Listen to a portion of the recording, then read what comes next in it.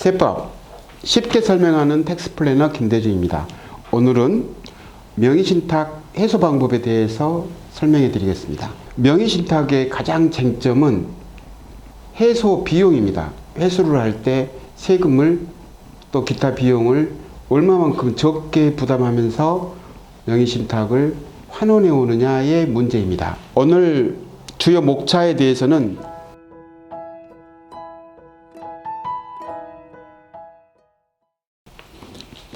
주요 시청 대상자는 중소기업 컨설팅 수행자, 중견기업 컨설팅 수행자, 그리고 이 수행자들은 우리 시장에서 보험, 경영 컨설팅 활동을 하시는 분들, 경영지원, 모모 경영지원센터 등으로 활동하시는 분들, 그리고 새로 창업한 신규 창업자, 일반 사업자, 법인 사업자, 청년 창업자, 소상공인, 대학생, 그리고 취업준비생, 망라하고 교수님, 박사학위 과정까지도 모두 다 의미 있는 설명이 될 것입니다.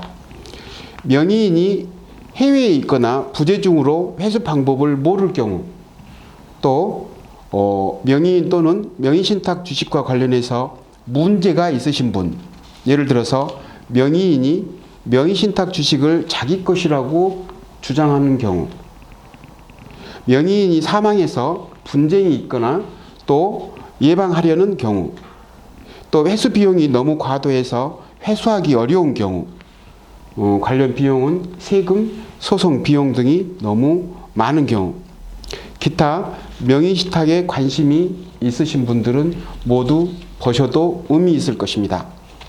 먼저 명의신탁이라고 하는 것은 자기 재산을 제3자 명의로 등기한 뒤에 자기가 실제 실소유자 권리를 행사하는 것을 말합니다. 주식 명의신탁에 대해서는 부동산 명의신탁이 위법인 것과는 달리 위법이 아닙니다. 단 세금 측면에서는 무시무시한 불이익이 클 수 있으므로 고민하신 분들이 너무 많아서 명의신탁의 발생 원인은 상법상 명의신탁이 불가피하게 발생된 사례가 있습니다. 또는 같이 동업하다가 깨져서 명의신탁이 그대로 남아있을 경우가 있습니다. 매수했지만 실제 명의 이전이 이루어지지 않아서 지금까지 그대로 남아있는 경우도 있습니다.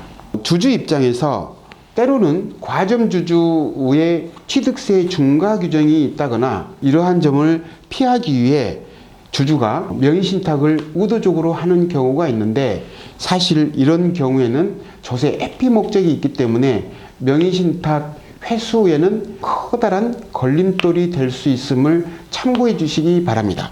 어떻든 사업상 여러 가지 법이나 제도 등으로 인해서 아주 다양한 원인에 의해서 명의신탁 주식은 발생되는 경우가 있습니다. 명의신탁 발생 유형은 여러 가지로 나누어질 수 있고, 제가 설명하는 것 이외에도 많은 방법이 있다는 사실을 참고해 주시고, 주로 이런 유형이 있다라는 것만 이해해 주시기 바랍니다. 명의신탁은 당사자 간의 약정이기 때문에 당사자만 아는 경우가 되겠죠.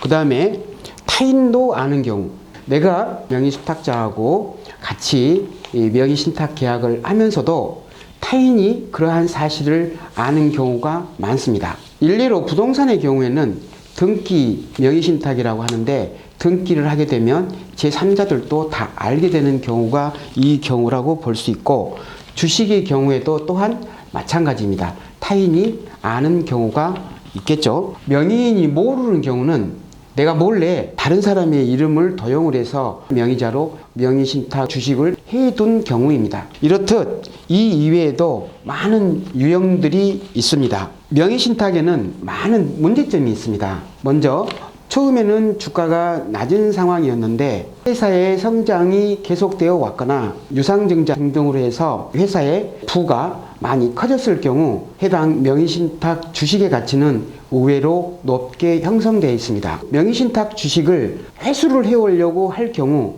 국가에서는 회수할 당시의 주가보다 낮은 가액으로 회수했을 때는 세무조사의 가능성이 매우 높아집니다. 해서 회수할 때 세금 부담이 매우 큽니다. 법적으로 명의자 소유이므로 변수가 아주 많습니다. 예를 들면 명의자가 사망할 경우 그 상속인들이 이 주식을 자신들의 것 또는 피상속인 부모의 것이라고 주장할 가능성이 있어서 소송을 당할 수가 있습니다. 명의자 신용불량으로 인해서 그 재산은 압류될 가능성도 있습니다. 제3자 거래 또는 도용의 가능성, 이 명의자가 소유자의 승낙 없이 제3자 간의 주식을 매매 거래를 해버린다라고 하거나 또는 다른 사람이 도용할 가능성도 있겠죠. 시장에서의 해소 사례로 여러 가지가 있을 수 있습니다.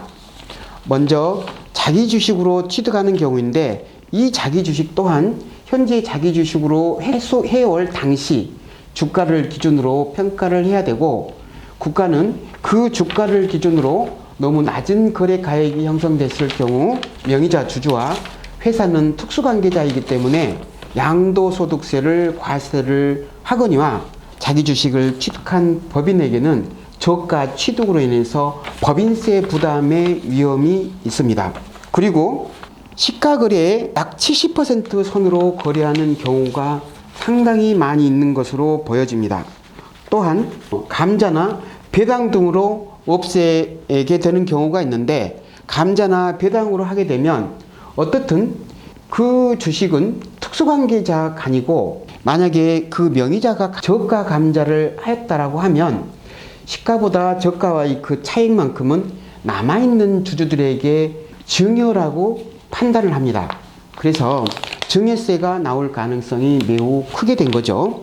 당사자 간의 저가 거래도 특수관계자인지 아닌지에 따라서 다를 수 있죠. 양도소득세를 부담해야 되는데 그 양도소득세를 자신이 내줘야 되고, 또 자신은 돈이 없는 경우도 많이 있고, 이 경우 이분은 명의자가 회사의 임직원도 아니어서 회수를 하기에 번거로웠습니다. 늘 접촉하는 분이 아니라서 소송으로 해소를 해라 라고 하는 게 이분의 가장 최선의 방법이었다라고 하는데, 사실 상호간의 소송이 쟁송이 붙게 되면 명의자가 나와서 반박을 하거나 해야 되는데 그런 과정이 없어서 이거는 서로 짜고 했다 라고 봐서 인정하지 않은 사례들도 종종 있습니다.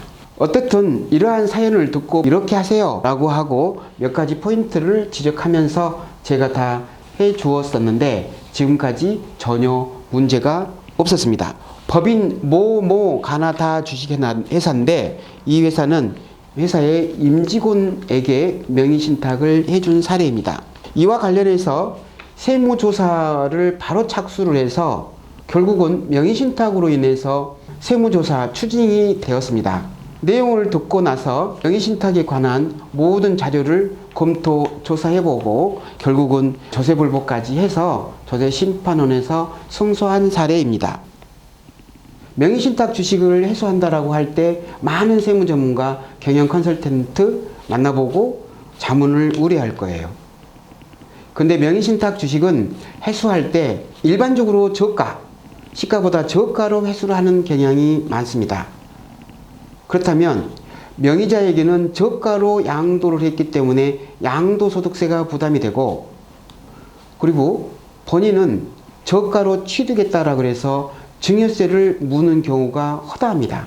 그래서 내지 말아야 될 세금을 양쪽 다 내다 보니까 너무 큰 세금 부담을 하는 경우가 많죠. 이게 쟁점입니다. 사실 세금은 최소화되는 방법으로 해야 됩니다. 일반적으로 세금이 너무 많기 때문입니다. 세금을 거의 내지 않는 방법이거나 상당 수준 떨어뜨려서 세금을 거의 내지 않고 해소되어야 회수에 의미가 있는 것이고, 오랫동안 이 세무, 증여세, 또 상속세, 주식, 명의신탁 해소 관련해서 컨설팅 경험이 많은 사람, 실적이 많은 사람, 그리고 자신있게 해줄 수 있는 사람, 명의신탁 관련해서 국세청에서 소명서, 해명서 요청이 있었을 경우 전부 해소해 줄 수 있는 분, 이런 분을 통해서 해야 됩니다. 세금을 최소화하기는 하되 믿을 수 있는 사람인지, 능력이 있는 사람인지, 적격한 사람인지를 판단을 해야 됩니다. 마지막으로 전문가가 해소할 수 있다라고 하면 의뢰인은 오히려 두려워하는 경우도 있었습니다. 명의신탁 해소 해법을 들어보세요. 들어보시면 이해가 가능할 겁니다. 아, 이해 가능하다? 그럼 한번 해보자. 믿으셔도 되지 않을까요? 다음 시간에는 개인기업 법인전환, 주택 법인전환, 제조업, 유통업 등 모든 업종의 법인전환, 농업의 법인전환, 비사업용 토지의 법인전환 등 법인전환 일체에 대해서 순차적으로 설명해 드릴까 합니다. 우리 납세자 시청자분들께 드리고 싶은 말씀은 너무너무 많고 주어진 시간은 한계가 있고 발만 동동 구리면서 이상입니다.